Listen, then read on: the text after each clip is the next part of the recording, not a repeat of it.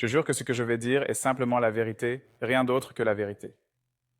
Mon nom est Fabio Furtado et en janvier 1996, mon ami et moi, alors que nous étions à la ferme où nous travaillions dans la ville de Tres Corações, nous avons aperçu un objet volant non identifié, un objet qui n'était pas normal pour l'époque, quelque chose que nous n'avions jamais vu. Il a fait des mouvements sans aucune sorte de courbe. Il est monté et descendu, a fait un Z dans l'air et est descendu derrière la colline, juste devant notre ferme où nous vivions et travaillions en 96. L'objet, il était cylindrique.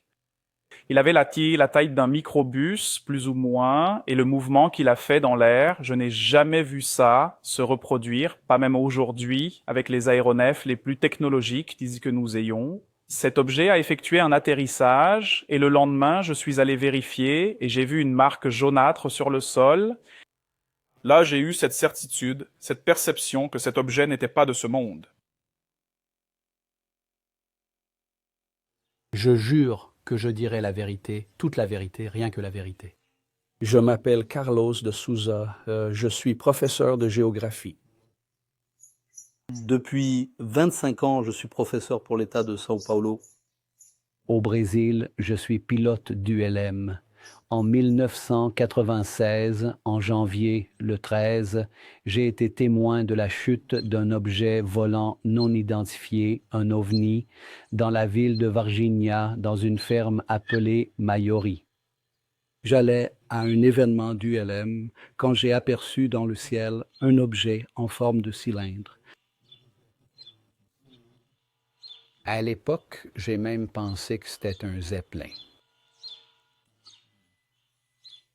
En ce moment même, j'ai observé que cet objet présentait de sérieux problèmes. Il perdait de l'altitude. Il y avait une déchirure sur son flanc. C'était une déchirure vraiment très importante et une fumée blanche s'en échappait. Je l'ai vu perdre de l'altitude.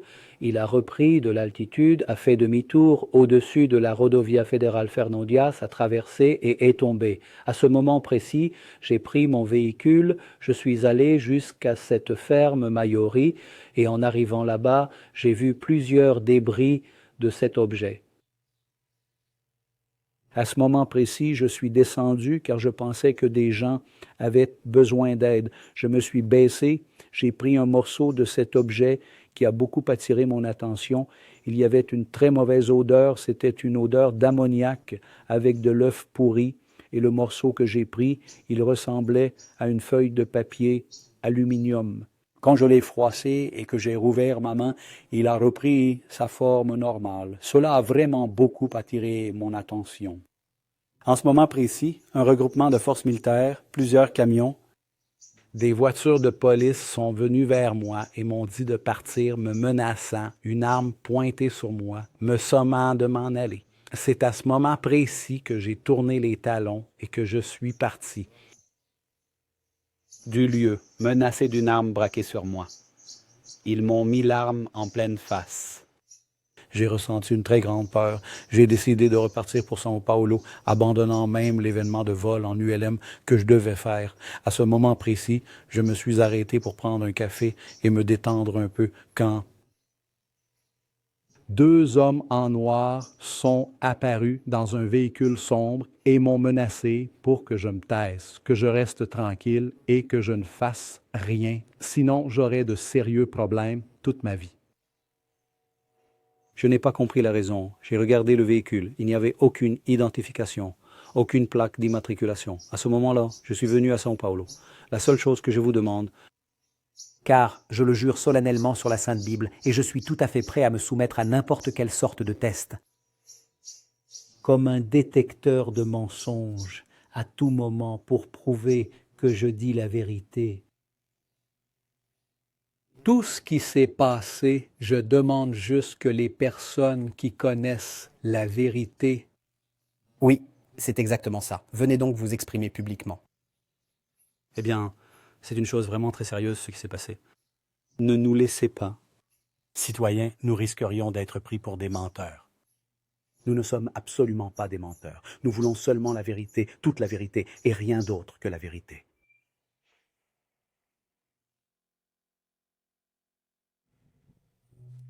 Je jure solennellement que ce que je vais vous dire, ici et maintenant, est la vérité, toute la vérité, rien que la vérité. Je m'appelle Liliane Silva, j'ai 46 ans et je suis enseignante en éducation préscolaire. Le samedi 20 janvier 1996, aux alentours de 3h20, moi, Valkyria Cattier, alors que je rentrais du travail en prenant un raccourci, j'ai pu observer sur le mur une sorte de graffiti et juste en dessous de ce dessin, qui représentait une cage de football, j'ai aperçu une créature. Elle était de petite taille, avec des yeux d'un rouge intense et sa peau était d'une couleur marron, comme si elle avait été enduite d'huile. On pouvait distinguer des veines proéminentes qui partaient de son cou et s'étendaient jusqu'à ses bras. Et quand je l'ai aperçue là-bas, j'ai ressenti une sensation vraiment terrible, comme si le monde entier s'était soudainement arrêté. Ce furent des minutes, mais des minutes où toute ma vie a défilé devant mes yeux. Au moment où j'ai crié pour avertir les filles, « Regardez là-bas », la créature m'a regardée. J'ai plongé mon regard dans ses yeux et j'ai eu la sensation qu'elle souffrait, qu'elle était en train de demander de l'aide, qu'elle se cachait de quelqu'un là. Et pendant ces quelques minutes où je suis restée, où j'ai fixé ses yeux, je suis entrée en panique, je ne savais absolument pas quoi faire. J'ai juste dit, les filles, on va courir. Et j'ai commencé à courir devant elles, en direction de ma maison. Les filles l'ont regardée et a eu exactement la même impression. Chacune d'entre nous a perçu quelque chose, mais complètement terrifiée, nous nous sommes enfuis en courant vers ma maison.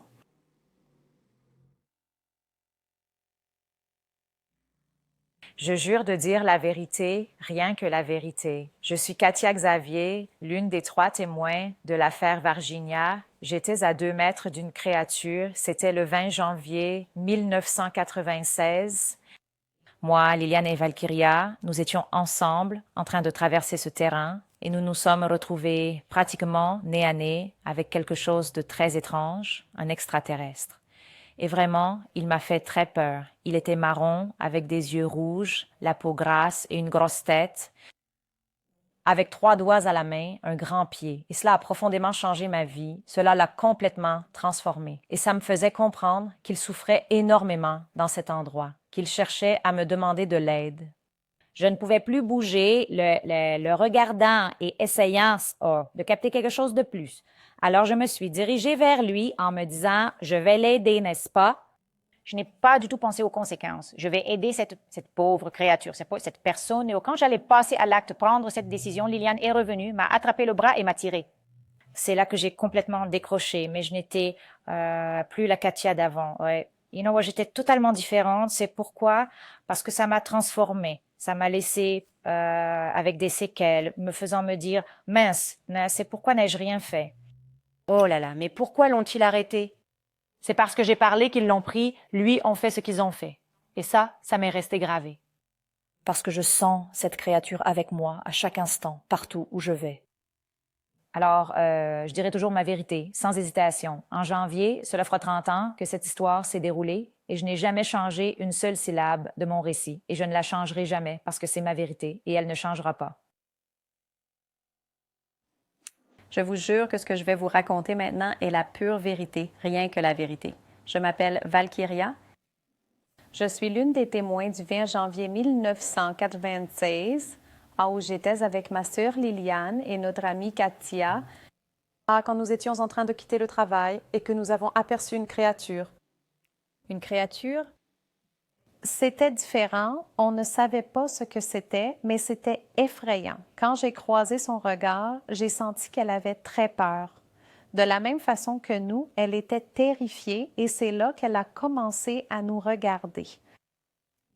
Et marron, aux yeux d'un rouge intense, son corps luisait comme s'il avait été enduit d'huile. Et ce jour-là a marqué nos vies à jamais. Je jure de dire la vérité, toute la vérité, rien que la vérité. Mon nom est Luisa Helena da Silva.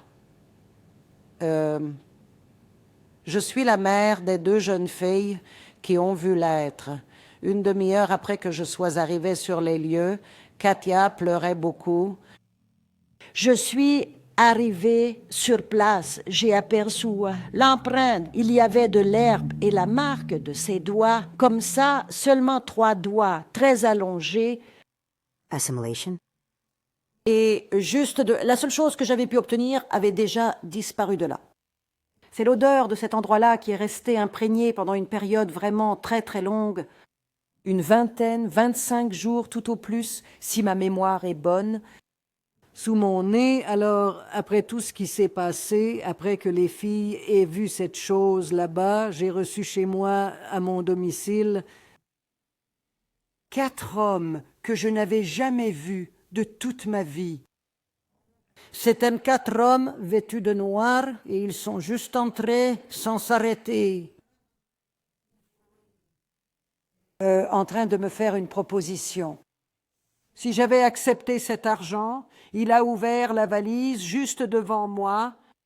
Il nous a dit qu'on allait devenir millionnaire pour le restant de nos jours. C'était une somme d'argent vraiment étrange. Je n'avais jamais rien vu de pareil de toute ma vie. C'était une mallette comme ça, à cette hauteur. Et quand ils l'ont ouverte, il y en a un qui l'a ouverte, les autres se contentaient de regarder, parce que j'ai l'impression qu'ils ne parlaient pas notre langue, il n'y en avait qu'un seul qui parlait.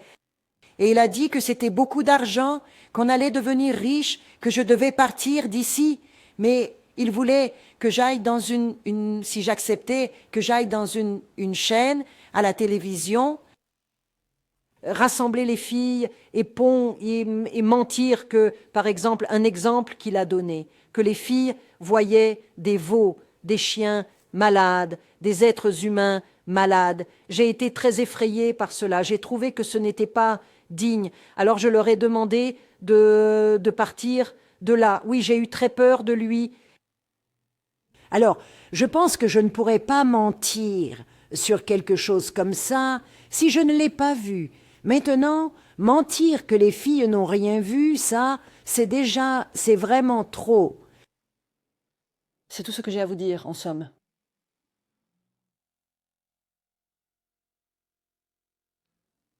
Je jure que ce que je vais vous dire est l'acception la plus exacte et la plus juste de la vérité. C'est la vérité pure et simple des faits. Mon nom est Nie Nadeya, je suis journaliste et je suis également le directeur de TV Princesa, où j'ai travaillé sans interruption depuis cette époque lointaine.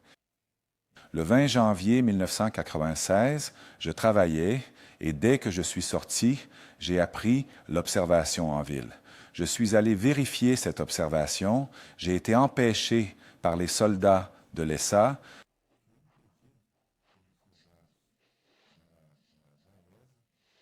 On ne m'a pas laissé monter sur place parce que, étant de la ville, je sais où les choses se passent. Je voulais voir. J'ai arrêté la voiture, je suis descendu, je voulais y aller à pied. On m'a dit que je ne pouvais pas passer. J'ai demandé pourquoi. Affaires de sécurité nationale.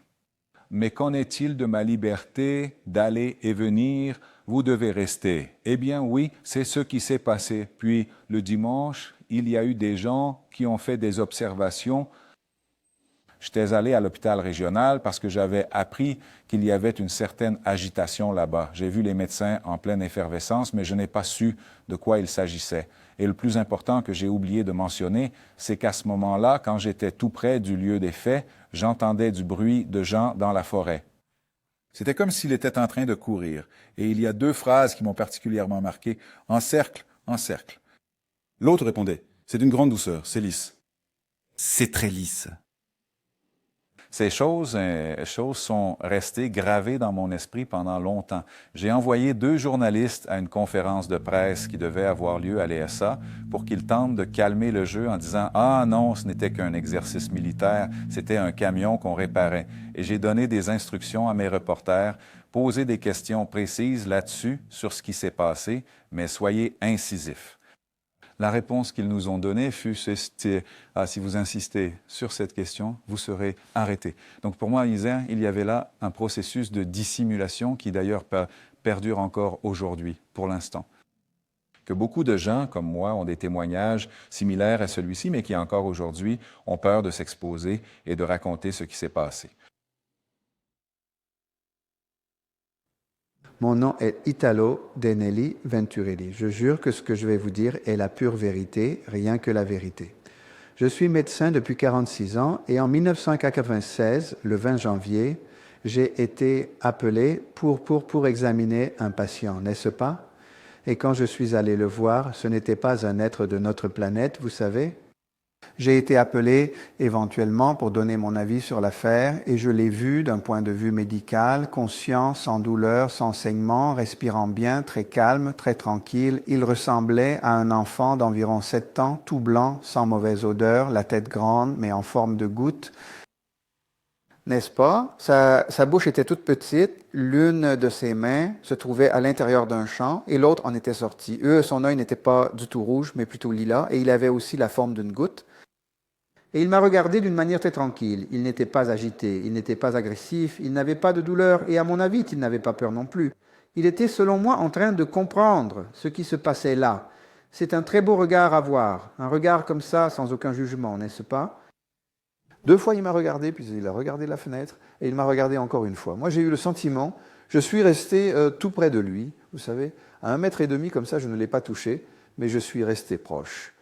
Et sa façon de regarder, c'est une façon qui donnait l'impression que lui, on aurait dit que c'était une intelligence bien plus grande que la nôtre, vous savez, que celle de l'humain, n'est-ce pas? Qu'il comprenait, même s'il était dans une situation de défense, il n'avait pas peur, non, il était en train de comprendre ce qui se passait, vous savez? Il devait probablement y avoir un but, quelque chose pour qu'il fasse ce qu'il faisait. Et la vérité est que je suis témoin oculaire. Oui, j'ai vu l'être. Non. On peut dire ce qu'on veut, il plaisante, il se moque, il raconte un tas de choses, mais je l'ai vu là, allongé devant moi. Il est important que les gens sachent bien qu'on ne parle pas d'argent, mais de quelque chose qui va transformer la conception même de l'humanité. Vous savez ? C'est ton être venu d'ailleurs, puis j'y suis allé, non pas pour chercher, mais suite à un appel par hasard pour voir un autre patient, et je l'ai vu. Je pense qu'il est important que les gens sachent que oui, ceux qui disent avoir vu, ceux qui ont vu une soucoupe volante, ils l'ont vu. Nous l'avons vraiment vu, et ce n'est pas facile de rester ici devant la caméra pour en parler. Il n'arrête pas de demander, on dirait qu'on ment, il faut insister, j'ai juré l'avoir vu, et je l'ai vu, hein. Je veux que les plus jeunes croient que ça existe, oui.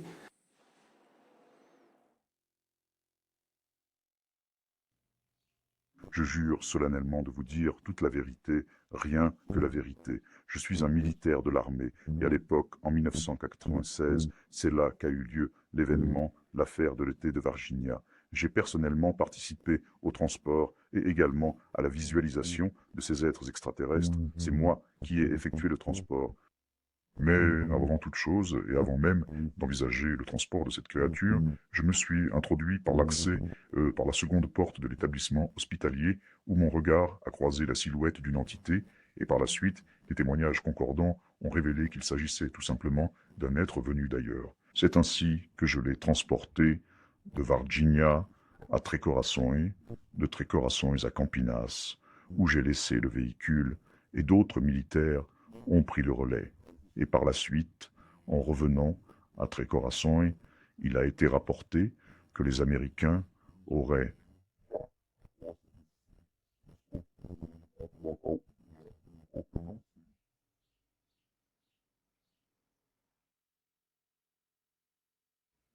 Je jure de dire la vérité, rien que la vérité. Mon nom est Martha, je suis la sœur du militaire Marco Eli Cherez, qui est décédé en 1996 et a participé à la capture de l'ET. Mon frère avait 23 ans à l'époque, il était militaire de la P2. Je dis avec conviction que beaucoup de gens considèrent cette affaire comme fantastique, mais ce n'est pas le cas, c'est une affaire très sérieuse. Mon frère a réellement participé à la capture de l'ET et il en est décédé. La cause indéfinie, jusqu'à ce jour indéfinie, mais on va éclaircir ça coûte que coûte. Le temps aura beau passer, rien ne restera caché. Mais j'aimerais que les personnes qui en savent un peu plus, qu'elles viennent s'exprimer, mais qu'elles disent la vérité. J'ai perdu une partie de moi qui ne pourra plus jamais être restaurée. Je voudrais que le gouvernement, que les autorités nous disent ce qui s'est réellement passé ce jour-là et pourquoi ils se cachent, n'est-ce pas? Eh bien, je sais qu'il y aura des gens qui ne comprendront pas, mais je crois que la plupart des gens, la grande majorité, comprendra cette affaire, oui. J'attends ici une réponse de la société, de la population et peut-être même d'un militaire qui voudrait s'exprimer. Et aujourd'hui, je suis en attente. Et espérons que les personnes qui viennent à nous viennent avec conviction, viennent avec fermeté, avec une déclaration explicite Simplement, même si la vérité, c'est la plus dure qu'elle soit dite,